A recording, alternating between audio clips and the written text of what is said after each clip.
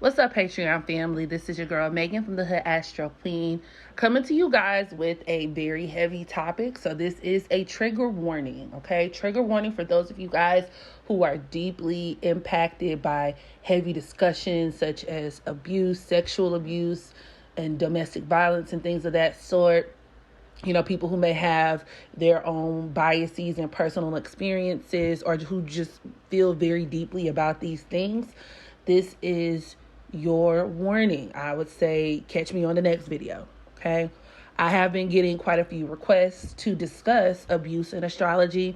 And so for whatever reason today, I think I'm just ready to talk about it, okay?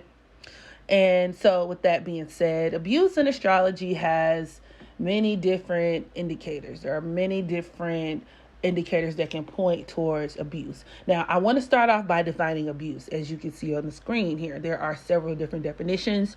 One being to use something, right, to bad effect or for a bad purpose, the misuse of something, to treat a person or animal with cruelty or violence, especially regularly or repeatedly, and then the improper use of something. Okay. And then you also have like cruel and violent treatment of a person and animal. So these are like the main definitions that come up when you actually look up abuse on Google. And so with that in mind, abuse in astrology really boils down to like the main malefic planets, quote unquote. So we're talking about your Plutos, of course, which is like the first and most obvious one. And this is because Pluto deals with force, right? It's a planet that deals with power, domination, manipulation, but also taboo. Things that are very taboo, which abuse is. And thanks to the Pluto Scorpio generation, aka millennials, I think that we've kind of aided in removing a lot of the stigma surrounding abuse and promoting therapy, which is very much all a part of that Plutonian Scorpio effect, right? Psychology. We are quick to say, go get counseling and let's shine a light on abuse, different forms of abuse and things of that sort. However, for the most part, there is still, especially when we start dissecting across different cultures and communities, and there's still a certain level of stigmatism and kind of like a taboo nature when we talk about abuse, right? It naturally just encompasses a lot of like that eighth house energy, because of course the eighth house is naturally ruled by Scorpio, which is therefore co-ruled by Mars and Pluto. And so it kind of encompasses a lot of those themes of like there being secrets or things done in the dark or things done beneath the surface, things that are hidden, things that people normally know to kind of keep hush hush about, which is very much, right, abuse. It could also deal with sexual assault and harassment. And so you could even include like Scorpio placements as well. So Pluto, Scorpio placements in eighth house energy. People could tend to have a lot of this going on in their charts when we're talking about people who could be both victims and perpetrators of abuse. Okay. So let's say someone with their personal planets, sun, moon, or ascendant in Scorpio, sun, moon, or ascendant negatively aspecting Pluto. Those are some definite like prominent placements in terms of abuse. So you also want to look at the house placements, right? The house that you have maybe Pluto occupying or Scorpio occupying, and then looking at how that Pluto is being aspected. Pluto in negative aspects to personal planets, especially the sun, moon, and ascendant as stated before, but also Venus and Mars could also be other prominent indicators of abuse. And once again, the way astrology works is that it could be something that's done to you or that you do to others. And the caveat with abuse is hurt people. So the psychology, hence the Pluto Scorpio effect, which rules psychology, the psychology of abuse is that a lot of people, statistically speaking, who are abused end up abusing others. Not everybody, not nearly everybody, but a lot. And then, of course, your house placements speak to exactly what part of life, what area of life that one could experience this abuse or vice versa. And this could also even change based on gender, because when we talk about men, I always like to look at a man's moon and Venus to speak to, and of course this is from a heterosexual standpoint, but with Venus, it can kind of go either way though. No matter what your sexuality is, Venus is relationships. However, you tend to look at a man's moon and Venus to speak to what kind of relationships he has with women. So therefore, when we bring in a negatively aspected Pluto into the mix, a man with Venus square Pluto, right? The moon squaring Pluto, the moon in opposition of Pluto. These are going to be red flags, because these are men who are accustomed to, maybe with the moon and negative aspects to Pluto, maybe he was involved in an abusive relationship with his mother. Maybe there were a lot of abusive dynamics going on with the family. And he could be likely to kind of have that same trend with women. Now, abuse, once again, takes many shapes and forms. So, of course, sexual abuse, things like rape, Pluto and Scorpio deal with rape. Those could absolutely be on the table. But there could be emotional abuse, to which the moon, because the moon is ruled by Cancer, right? Or it rules Cancer. You would kind of look to that to speak more to like emotional abuse or more covert instances of abuse. So that's the thing.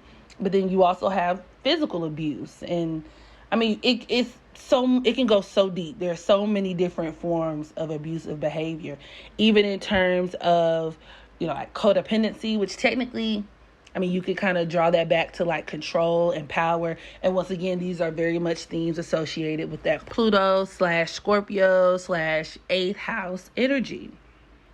Another really huge indicator of abuse that I don't really see a lot of people speaking on is the nodes.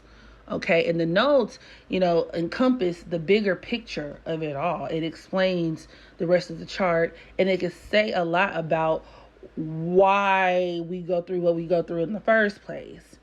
And so in that same vein, I notice a lot of people with Pluto conjoined to or negatively aspecting their nodes, north or south nodes, could be prime candidates for abuse, to witness abuse up close and personally, to once again be on the receiving or the giving end of it, as well as Scorpio north and south nodes, especially the south nodes though. Scorpio south nodes come from many past lives, many past life experiences and early life conditioning, to where they could be used and abused and all kinds of stuff. So, that's something else to think about. Now, another indicator of abuse in astrology would be Chiron, simply because Chiron is an asteroid that deals with our wounds. So we can speak to emotional wounds, psychological wounds, but also physical wounds. Okay. Now, if we're talking about more so like sexual abuse, if we're talking about like perversions and things of that nature, Aquarius is naturally going to come up into the conversation. So looking at a person's Aquarian placements where Uranus is placed in the chart, especially and more so specifically if it's negatively aspecting, like personal planets, especially Mars, right? Because with Mars dealing with our sex drive and directly dealing with sex, or like the 8th house or something like that.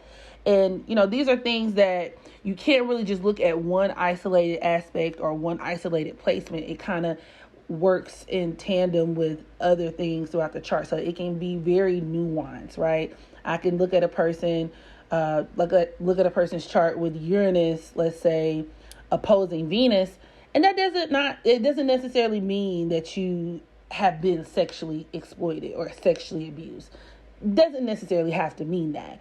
But depending on other things within one's chart, right, it could very well mean that you have been surrounded by like pervs, like especially when it comes to, once again, on the nodes. A lot of Aquarius South nodes come from situations where they were surrounded with a lot of creepy men, lots of creepy women, you name it, right? And especially when we talk about that Uranus and Scorpio generation, I think, if I'm not mistaken, they were born in like the 70s.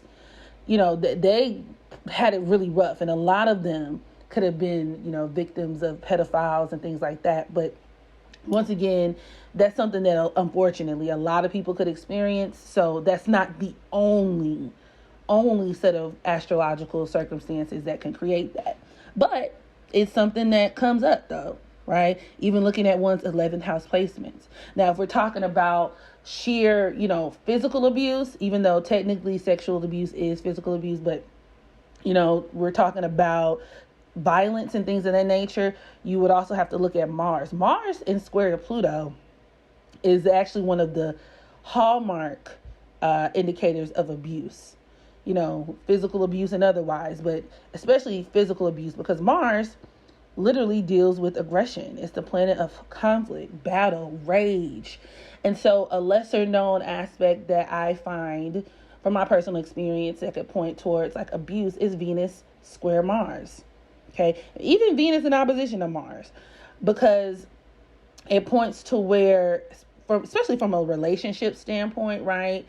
I see this in the charts of a lot of people who could fight with their spouses or fight with their significant others very regularly.